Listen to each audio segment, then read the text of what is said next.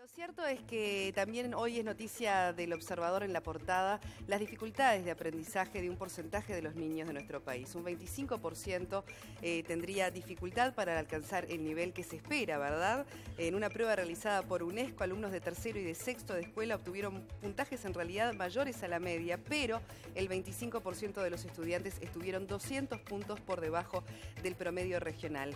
Es interesante cuando hablamos de dificultad de aprendizaje entender también de qué estamos hablando y qué tanto es responsable el sistema educativo que tenemos actualmente en que esto ocurra y qué tanto también tiene que ver lo biológico en todo esto, ¿no? Y para ello, bueno, hemos invitado a un experto en la materia para que nos pueda dar justamente su punto de vista, el doctor Guillermo Agosta, presidente de la Sociedad Argentina de Neurología Infantil, muy bienvenido, y jefe del Servicio de Neurología Infantil del Hospital Italiano. ¿Cómo le va? Bienvenido.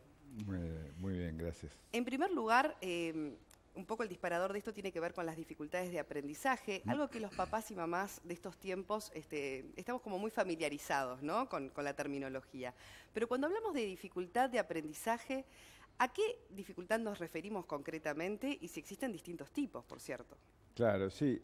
Para empezar, cuando uno habla de dificultades de aprendizaje, siempre se refiere a niños con un nivel intelectual normal, porque aquellos que tienen una discapacidad intelectual pertenecen a otro grupo o es otro el enfoque que requieren. Cuando decimos trastorno de aprendizaje, nos referimos a chicos que tienen el potencial intelectual para tener un buen desarrollo escolar y sin embargo no lo tienen.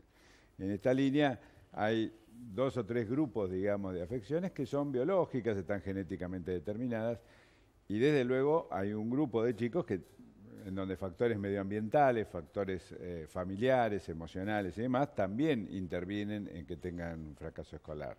Es la conjunción de ambas cosas, digamos, un poco la resultante que nos va a dar el grupo de chicos que tienen dificultades en el colegio. Le hago una consulta respecto a la noticia que recién compartíamos. La conflictividad en la órbita educativa, ¿repercute también en el déficit de la educación de los más pequeños? Vos te referís, digamos, que la institución tenga conflictos y esto Sí, que haya paros claro. Y que haya medidas de protesta. ¿Eso repercute también en los trastornos de aprendizaje? Bueno, los chicos que por ahí tienen cierta dificultad ya de por sí, uno dice que necesitan la ruta muy bien marcada, la doble raya, la raya, digamos, fraccionada, y que vean claramente por dónde tienen que circular. En la medida en que uno va enrareciendo esa ruta, digamos, o ese marcado, desde luego esto va a generar más dificultades al chico que ya de por sí incluso las tiene. Y eventualmente creará algunas en chicos que podían estar en el límite y ahora se les dificulta más, ¿no? Ahora, es interesante también ir conociendo cómo fue evolucionando la medicina en ese sentido, ¿no? Porque quizás no era común que antes a un chico con un problema de aprendizaje se lo derivara al neurólogo. ¿Cuándo empieza a haber una conexión entre una cosa y la otra, verdad? Entre lo que es el rendimiento escolar, por ejemplo, de un niño, o hasta el comportamiento de ese niño o niña con la neurología. Bueno, es correcto, está muy bien, es muy interesante lo que marcás. La verdad es que la neurociencia en general, digamos, viene haciendo irrupciones cada vez más importantes en la vida cotidiana de todas las personas. En el adulto, muchas estrategias de marketing están basadas, digamos, en cosas de neurociencia. Respecto a tu pregunta concreta, a fines de los 80, principios de los 90, empiezan a aparecer trabajos que empiezan a dar cuenta o a remarcar mejor trastornos, por ejemplo, por déficit atencional, como una entidad específica, es decir, personas que tienen dificultades en prestar atención. No tienen un problema intelectual, no tienen dificultades en la comprensión, pero se distraen con facilidad. A partir de esto, digamos, se empieza a desarrollar una observación mucho más, vamos a decir, rigurosa acerca de esta función que es la atención y da cuenta o da resultado de una gran cantidad de información, de publicaciones que empiezan a puntualizar dónde están los problemas, cómo se diagnostican y cuáles son los tratamientos posibles. termino diciendo que este es un área de los problemas del aprendizaje, y después hay otro grupo que llamamos trastornos específicos del aprendizaje, que se refieren a trastornos de la lectura, de la escritura, del cálculo matemático, en donde pueden ser personas que tal vez no tienen otro problema, pero sí tienen serias dificultades para leer o serias dificultades para realizar cálculos matemáticos. Estas, digamos, cualidades son funciones que están en ciertos lugares del cerebro, vamos a decir, y uno puede tener una afección bastante ¿Y cómo incide puntual. entonces el trabajo del El neurólogo básicamente lo que va a hacer es, en primer lugar, diagnosticar, timonear un grupo en donde el psicopedagogo es posiblemente la persona más importante para no solo diagnosticar, sino para comenzar el tratamiento de este grupo de chicos, y en algunos casos, relativamente pocos, y hago el hincapié porque ahora hay como grupos antimedicación, también existe la posibilidad de ciertas medicaciones en algunos cuadros de déficit atencional. Eso requiere un diagnóstico, digamos, muy preciso, muy importante. Y yo siempre digo cuando preguntan, ¿pero hay que medicar o no hay que medicar? Bueno, ¿hay que creerle al médico o no hay que creerle al médico? Si uno no le cree al médico, mejor no lo medique, mejor cambie de médico, ¿no es así? Sacando la foto de la realidad de hoy en día, ¿se le exigen más a los niños de hoy en día, que a su vez también tienen más estímulos que, por ejemplo, los de 20 años atrás, y tal vez por eso se den más diagnósticos de casos de estas características? Bueno, sí, realmente hay varios cambios de paradigma. Yo decía, los colegios de escolaridad simple prácticamente en la primaria casi no existen más, por lo menos en Argentina quedan algunos colegios, pero la mayor parte de los colegios son colegios de escolaridad doble. O sea que si alguien tiene una cierta dificultad atencional, le va a ser más difícil sostenerla durante más tiempo. Esto, digamos, cuando yo era chico no era tan así, al contrario. Lo habitual era la escolaridad simple y había algunos de escolaridad doble. Ahora es al revés.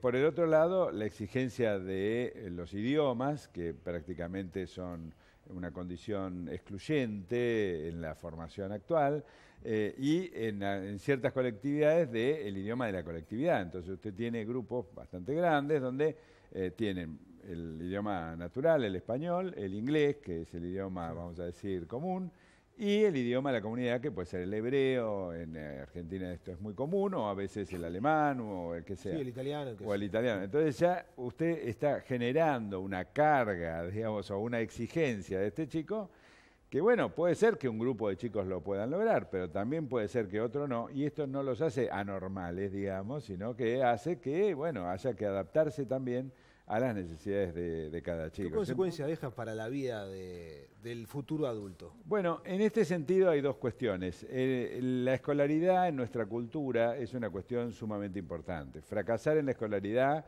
es algo que desde el punto de vista de la autoestima suele ser una herida difícil de superar. Por ejemplo, yo mencioné la dislexia, las personas con dislexia. La lectoescritura es una herramienta que prácticamente no se considera una persona que no tenga lectoescritura. Digamos, quien no lo puede hacer va a quedar estigmatizado. Y esta es una de las consecuencias. La otra cuestión es saber que algunas de estas cuestiones nos acompañan toda la vida. Uno es distraído cuando es chico y tal vez es distraído cuando es grande. Y es distraído y habrá que saberlo y, digamos, si uno, digamos, desconoce o hace de cuenta que esto no existe, posiblemente tenga más posibilidades de fracasar en un trabajo o en lo que fuera. Y bueno, después, por último, digamos, hay otro problema que es que los docentes, las carreras docentes, los profesores no tienen formación, prácticamente desconocen por completo la existencia de todo esto que estamos hablando. Por lo tanto, no hay ningún tipo de adaptación hacia las necesidades individuales de cada chico. Esto es un tema muy importante, ahora se debate mucho, transformar en algo universitario la educación de los maestros. Yo creo que esto sería realmente un cambio muy importante para la formación de los chicos, ¿no?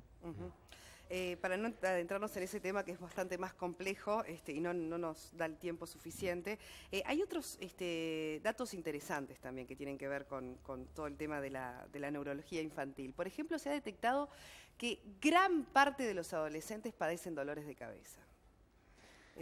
¿Y a qué se debe eso, por ejemplo, ¿no? De que se quejan pero un 70% tendría dolores de cabeza con frecuencia. Sí, digamos, a ver, ahí quisiera una breve introducción. Muchas cosas hoy se saben porque hoy la estadística está en cada cosa, es decir, de todo se lleva una estadística y tal vez antes había una cantidad que desconocíamos. De todos modos, es cierto que hacia la adolescencia, más o menos ese es el porcentaje de personas que han referido dolores de cabeza. En parte es porque el dolor de cabeza es un síntoma bastante inespecífico, muchas cosas lo pueden generar, desde la fiebre, el hambre o cuestiones más graves pueden producir dolor de cabeza. Y en parte porque algunas, digamos, las posturas que tienen que ver con las pantallas, muchas veces eso no se considera, genera un dolor de cabeza que se llama cefalea tensional, no es la migraña, digamos, que es otra variedad. O sea, el uso de la tecnología. Sí, sería la postura que la tecnología nos obliga a tener. Es decir, de hecho, lo común es que la pantalla esté hacia abajo, ¿no es así? Cuando en realidad lo que sería mejor es que la pantalla esté, o sea, que nosotros podamos poner el cuello hacia arriba. Y esto, digamos, entre el teléfono, la pantalla, la computadora, etcétera, es una de las causas de los dolores de cabeza. También, digamos, el trastorno del sueño que a veces genera este tipo de tecnología influye también, es decir, quedarse hasta las 3 de la mañana con el WhatsApp o con obviamente no, en un individuo que ya comienza a tener alteraciones o cambios del sueño, como es el adolescente, biológicamente, digamos, esperables. Además, se acrecienta cuando el estímulo, digamos, interviene a horarios que no son convenientes. ¿Usted a qué edad aconseja que un niño se vincule con la tecnología, con las pantallas? Bueno, es muy difícil hoy día, digamos, regular eso porque es tanta la inclusión que tenemos en esto, los adultos propiamente, por lo tanto es muy difícil marcar a los chicos. Claro, no somos ejemplo de nada, ¿no? Absolutamente, digamos, si hacemos un poquito de espejo, no sé, ¿cuántas veces por día lees vos los mails? Sí, claro. Incontables. Sí. Entonces, es difícil marcar en esto. De todos modos, yo marcaría algunas diferencias en cuanto al tipo de tecnología. Creo que una cosa es el videogame, que implica, digamos, una concentración, un tiempo y un esfuerzo, digamos, de vinculación determinado. Y otra es los medios, las comunicaciones sociales, las redes sociales. Las redes sociales tienen, digamos, sí, comen tiempo, implican pantalla, pero no es lo mismo. Es una especie de comunicación telefónica al mismo tiempo con muchas personas, digamos, muy distinto, pero en el fondo es una derivación de la comunicación. Mientras que el videogame, en cambio, no, el videogame es como simular que una patota me ataca cada 5 minutos. Claro, digamos, más lo emocional, ¿no? Y todo exactamente, lo demás. Ahí es otro tipo de relación. Doctor, brevemente lo último que le quisiera preguntar es, porque dicen que ahora los jóvenes y los niños están mucho más estimulados, tienen mucho más acceso a la información. ¿El cerebro se está modificando? ¿Es más inteligente que antes? Bueno, ahí diríamos dos cosas. Primero, la biología para modificarse necesita muchos años, muchos, cientos de miles. Por lo tanto, digamos, no podríamos decir que hay un cambio anatómico. Lo que sí podemos decir, el cerebro, digamos, uno es más inteligente no tanto cuando tiene más neuronas, sino cuando tiene más conexiones entre las neuronas. Y esto sí, digamos, tiene que ver con el estímulo. De hecho, los niños hipoestimulados, hay muchas experiencias sobre esto desde la guerra para acá, tienen niveles intelectuales menores por una disminución de la cantidad de vinculaciones entre las neuronas. Por lo tanto, la sobreestimulación, digamos, de alguna forma aumenta esas conexiones. No podríamos decir que es más inteligente, pero sí podríamos decir que ciertas funciones, la asociación entre distintas cosas, o incluso algunas respuestas reflejas, son un poco más ágiles en las personas que están expuestas a esto, que no es toda la población, digamos, claro, ¿no? Totalmente. Porque tampoco creamos que en todas partes el nivel es el mismo. Muchísimas gracias. Muchas gracias, Guillermo. Encantado, Doctora, gracias por la venir. invitación.